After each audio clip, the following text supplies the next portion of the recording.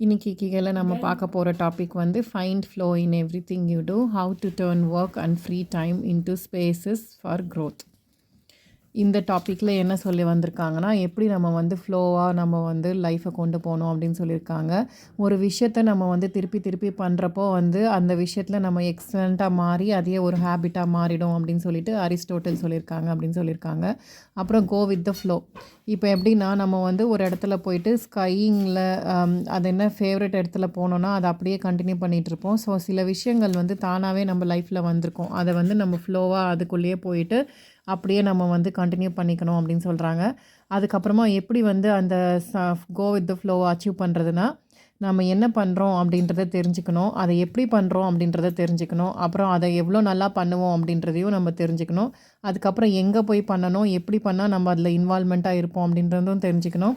அதுக்கப்புறமா வந்துட்டு எல்லா சேலஞ்சையும் நம்ம வந்துட்டு அடைய தெரிஞ்சுக்கணும். அதுக்கப்புறமா வந்து அதனால் ஸ்கில்ஸையும் டெவலப் பண்ணிக்கணும். அப்புறம் டிஸ்ட்ராக்ஷன்ஸை வந்துட்டு நம்ம வந்து வாழ்க்கையில் எடுத்துக்கக்கூடாது அப்படின்றது சொல்லியிருக்காங்க. இப்போ வந்துட்டு ஸ்ட்ராட்டஜி 1 எப்படின்னா, டிஃபிகல்ட் டாஸ்க்கை சூஸ் பண்ணணும். நம்ம கம்ஃபர்ட் ஜோன்லேருந்து வெளியில் வர்ற மாதிரி இருக்கணும். அந்த டாஸ்க் வந்து கம்ஃபர்ட் ஜோன்லேருந்து வெளியில் வர மாதிரி இருக்கணும்.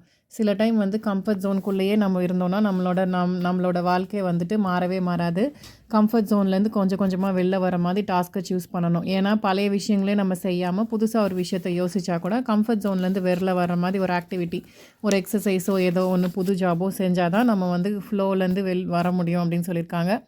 அதுக்கப்புறமா வந்து பார்த்தோன்னா, ஈஸியாக இருந்தால் போராக இருக்கும், சேலஞ்சிங்காக இருந்தால் கொஞ்சம் ஃப்ளோவாக இருக்கும். அதுக்கப்புறமா பியாண்டோட நம்மள எபிலிட்டிஸை விட மேலே இருந்தால் அதுக்கு வந்து ஆங்ஸைட்டியாக மாறிடும். ஸோ நம்ம ஈஸியாகவும் இருக்கக்கூடாது, கொஞ்சம் சேலஞ்சிங்காக இருக்கணும், ரொம்ப கஷ்டமாகவும் இருக்கக்கூடாது அப்படின்னு சொல்கிறாங்க. அப்புறம் ஸ்ட்ராட்டஜி 2 என்னென்னா, கிளியராக வச்சுக்கணும் நம்ம கோல்ஸை. அதுக்கப்புறமா கான்க்ரண்ட் ஆப்ஜெக்டிவாக வச்சுக்கணும்.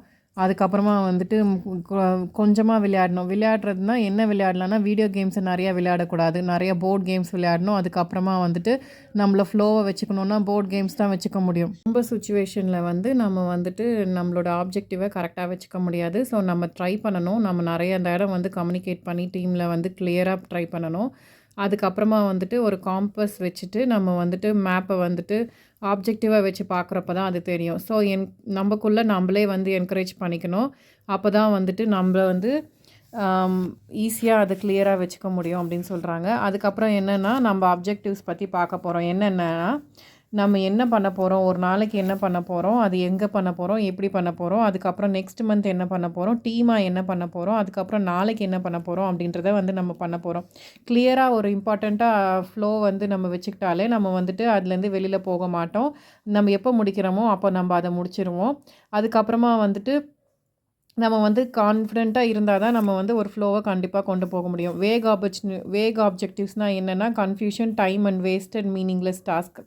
நம்ம வந்து வேகாக வச்சுக்கிட்டோன்னா நம்ம வந்து மீனிங்லெஸ்ஸாகவே நம்ம நிறையா வேஸ்ட் பண்ணிடுவோம். கிளியர்லி டிஃபைன்டுனா ஃப்ளோவில் இருக்கணும். அப்சசிவ்னால் நம்ம என்ன பண்ணோன்னா, ஃபிக்ஸ் பண்ணி ஆப்ஜெக்டிவ் வச்சுக்கணும். இப்போ வந்து வேக் ஆப்ஜெக்டிவ்ல சில டைம் மென்டல் பிளாக் ஆகிடும், அப்சசிவ் இதுலேயும் வந்து சில டைம் மென்டல் பிளாக் ஆகிடும். ஸோ நம்ம வந்து என்ன பண்ணணும்னா, எப்போவுமே நம்ம ஃப்ளோவை வந்து ஒழுங்காக வச்சுக்கணும். அதுக்கு நம்ம என்ன பண்ணணும்னா, சில டைம் வந்து டெக்னாலஜி, யூடியூப் இதெல்லாம் நம்ம பார்க்காம இருக்கணும். அதுக்கப்புறம் ஃபேஸ்புக், கம்ப்யூட்டர் இதெல்லாம் பார்க்கக்கூடாது. நம்ம வேலை பண்ணுறோம், ப்ரொடக்டிவாக இருக்கணும் அப்படின்னு நினச்சோன்னா, ஒரு 30 மினிட்ஸ் நம்ம பண்ணுறோன்னா 30 மினிட்ஸ் நம்ம வந்துட்டு இதுதான் வேலை அப்படின்னு சொல்லிட்டு அதில் மட்டுமே ஃபோக்கஸ் பண்ணணும். அதுக்கப்புறமா வந்து ஒரு 10 மினிட்ஸ் பிரேக் எடுத்துக்கணும். அதுக்கப்புறம் திருப்பியும் வந்துட்டு நம்ம ஸ்டார்ட் பண்ணணும் அப்படின்னு சொல்லியிருக்காங்க. அதுக்கப்புறமா வந்துட்டு இந்த ஃபோன் வைப்ரேட் ஆகிறது, இந்த பாக்கெட்டில் ஃபோன் வைக்கிறதுக்கெல்லாம் நம்ம இல்லாமல் ஃபோனை கம்ப்ளீட்டாக சுவிட்ச் ஆஃப் பண்ணிவிட்டு நம்ம வேலையை நம்ம ப்ரொடக்டிவாக இருக்கணும். இன்கேஸ் நம்ம வந்து யாராவது வேணும், நம்ம யார் கூடயாவது பேசணும் அப்படின்னு நினச்சோன்னா அப்போ மட்டும் நம்ம வந்துட்டு அதை வந்துட்டு டு நாட் டிஸ்டர்ப் மோடில் போட்டுக்கலாம் அப்படின்னு சொல்கிறாங்க. அதுக்கப்புறமா வந்துட்டு நம்ம வந்து டெக்னாலஜிலேருந்து வந்து டீடாக்ஸ் பண்ணுற மாதிரி கூட நம்ம பண்ணலாம். சில டைம் வந்து நம்ம டாஸ்க்கை வந்து கூகுள்லேயே பண்ணுறப்போ வந்து நம்ம கூகுளில் அதை மட்டும் பண்ணாமல் வேறு ஏதோ சர்ச் பண்ண ஆரம்பிக்குவோம். சில டைம் வந்து மல்டி டாஸ்கிங் பண்ணுவோம். ஒரு சைடு இமெயில் ஓப்பன் பண்ணியிருப்போம், இன்னொரு சைடு வந்து நம்ம டைப் பண்ணுவோம், இல்லைனா வந்து இன்னொரு சைடு வந்துட்டு நம்ம வந்து புக்ஸ் ரீட் பண்ணுவோம், இல்லைனா வந்துட்டு நோட்ஸ் எடுப்போம். ஸோ மல்டி டாஸ்கிங் பண்ணாலே அது வந்து ரொம்ப கஷ்டம். மல்டி டாஸ்கிங் பண்ணுறப்போ வந்து நம்ம ப்ரொடக்ஷன் வந்து ரொம்ப கம்மியாகுது, நம்மனால வந்துட்டு எல்லாத்தையுமே கரெக்டாக பண்ண முடியாது. மல்டி டாஸ்கிங் பண்ணுறவங்க வந்துட்டு ரொம்ப ஸ்லோவாக தான் இருப்பாங்க. மல்டி டாஸ்கிங் பண்ணுறப்போ வந்து அது ஃபெயிலியராக தான் முடியுது. கோல்ஸ் அச்சீவ் பண்ண முடியாது அப்படின்னு போட்டிருக்காங்க. ஸோ நம்ம வந்து மல்டி டாஸ்கிங்கில் என்னென்னலாம் இருக்குதுன்னு பார்க்கலாம். மல்டி டாஸ்கிங்கில் இருக்கப்போ ப்ரொடக்டிவிட்டி வந்து கம்மியாக இருக்கும். ஆனால் வந்து கான்சென்ட்ரேட் பண்ணி சிங்கிள் டாஸ்க் பண்ணால் ப்ரொடக்டிவிட்டி ஜாஸ்தியாக இருக்கும். நம்மளுக்கு வந்து increases the power of retention வந்து சிங்கிள் டாஸ்கில். ஆனால் அந்த ரிட்டென்ஷன் வந்து கம்மி பண்ணும். திடீர்னு டிஸ்ட்ராக்ட் ஆகிடும் ஈஸியாக. மிஸ்டேக்ஸ் வந்து கம்மியாக பண்ணுவோம் சிங்கிள் டாஸ்க் பண்ணுறப்போ. மல்டி டாஸ்க் பண்ணுறப்போ நிறையா மிஸ்டேக் வரும். நம்மளுக்கு வந்து காமாக இருக்க முடியும், கண்ட்ரோல் பண்ண முடியும் நம்ம ஹேண்டை. மல்டி டாஸ்க் பண்ணுறப்போ அப்படி இருக்காது. எப்போவுமே வந்துட்டு கான்சென்ட்ரேட் பண்ண முடியாது மல்டி டாஸ்க் பண்ணுறப்போ. ஆனால் வந்துட்டு சிங்கிள் டாஸ்க் பண்ணுறப்போ நம்மளால் கண்டிப்பாக அதை வந்துட்டு டிஸ்ட்ராக்ட் பண்ணாமல் அடிக்ஷன் இல்லாமல் பார்த்துக்க முடியும். அதுக்கப்புறம் வந்துட்டு சிங்கிள் டாஸ்க் பண்ணுறப்போ க்ரியேட்டிவிட்டி ஜாஸ்தியாக இருக்கும். ஆனால் மல்டி டாஸ்க் பண்ணுறப்போ நம்ம க்ரியேட்டிவிட்டி அவ்வளோவா வேலை செய்யாது. ப்ரொடக்ஷனை வந்து 60% கம்மி பண்ணும் நம்ம வந்துட்டு மல்டி டாஸ்கிங் பண்ணுறப்போ.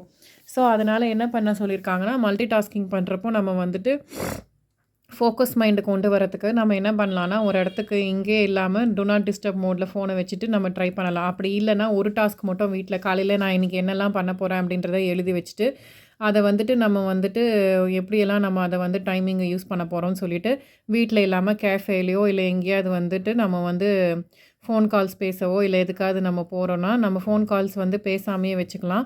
நம்ம லைப்ரரிக்கோ, கேஃபேக்கோ யாருமே இல்லாத இடத்துல போயிட்டு சரௌண்டிங் வந்து டிஸ்ட்ராக்ஷனே இல்லாத இடத்துல போய் நம்ம உட்காந்துக்கலாம். இப்போ நான் காலையில் இன்றைக்கி வந்து இந்த தான் டாஸ்க் பண்ண போகிறேன் அப்படின்னா, அது வந்து 3 டிஃப்ரெண்ட் இடத்துல போயிட்டு எங்கெல்லாம் எனக்கு கிடைக்குமோ அப்படி பண்ணிக்கலாம். காலையில் நான் வந்து நோட்ஸ் எடுக்கிறத வீட்டில் எடுத்துக்கலாம். அதுக்கப்புறம் போயிட்டு நான் வந்து அதை வந்துட்டு டைப் பண்ணுறத வந்து நான் வந்து கேஃபேல பண்ணலாம். அதுக்கப்புறமா வீட்டுக்கு வந்துட்டு திருப்பியும் நான் வந்து மீதியை வந்துட்டு நான் ப்ரொடக்ஷன் பண்ணலாம் அப்படின்னு சொல்கிறாங்க. எல்லாத்தையும் ஒரே இடத்துல பண்ணால் தான் டிஸ்ட்ராக்ஷனாக இருக்கும். நம்ம எங்கெங்கெல்லாம் மாற்றி பண்ணுறோமோ அதுக்கேற்ற மாதிரி நம்ம டிஸ்ட்ராக்ஷன் கம்மியாகும். இப்போ advantages of flow, disadvantages of distraction. ஃப்ளோனா எப்படி இருக்கும்னா ஃபோக்கஸாக இருக்க முடியும். டிஸ்அட்வான்டேஜஸில் வந்துட்டு என்னென்னா, டிஸ்ட்ராக்ஷனில் வந்து எப்படின்னா நம்ம மைண்ட் எங்கே போகுதுன்னே தெரியாது. ஃப்ளோ வந்து நம்ம ப்ரெசென்ட்டுக்கு லிவ் பண்ணுவோம். டிஸ்அட்வான்டேஜ் என்னென்னா, பாஸ்ட்டை பற்றியே யோசிச்சுட்டு இருக்கோம் டிஸ்ட்ராக்ஷன்னா. நம்ம வந்து ஃப்ளோனா என்ன பண்ணுவோம், ஃப்ரீ ஃப்ரம் வரி. அதுவே டிஸ்ட்ராக்ஷன்னா நம்ம வந்து டெய்லி லைஃப்பை பற்றி யோசிச்சுக்கிட்டே இருப்போம். அட்வான்டேஜஸ் வந்து என்னென்னா, நம்ம பண்ணுற வேலை எப்படி இருக்குன்னே தெரியாது. ஆனால் நம்ம வந்து டைம் போயிடும். ஆனால் வந்துட்டு டிஸ்ட்ராக்ஷனில் வந்துட்டு ஒரு மினிட்டும் வந்துட்டு போகாது. நம்ம வந்து ஃப்ளோவில் வந்து கண்ட்ரோலாக இருப்போம். பட் டிஸ்ட்ராக்ஷனில் வந்துட்டு கண்ட்ரோலாக இருக்க மாட்டோம். ஸோ நம்ம வந்து தரவாக ப்ரிப்பேர் பண்ணியிருப்போம் ஃப்ளோவில். இதுவே டிஸ்ட்ராக்ஷனில் வந்து நம்ம ப்ரிப்பரேஷனே சரியாக பண்ணியிருக்க மாட்டோம்.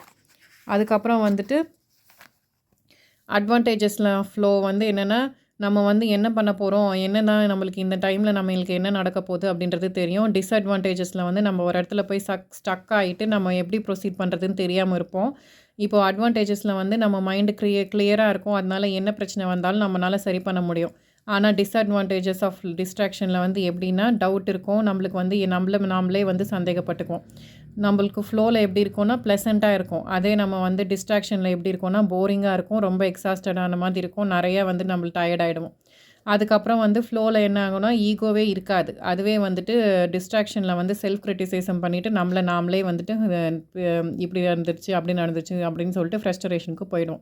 ஸோ நெக்ஸ்ட் வந்து ஃப்ளோ இன் ஜப்பான். ஜப்பானில் எப்படி ஃப்ளோ பண்ணுறாங்கன்றதை பார்ப்போம். அதை பற்றி நாளைக்கு பார்க்கலாம்.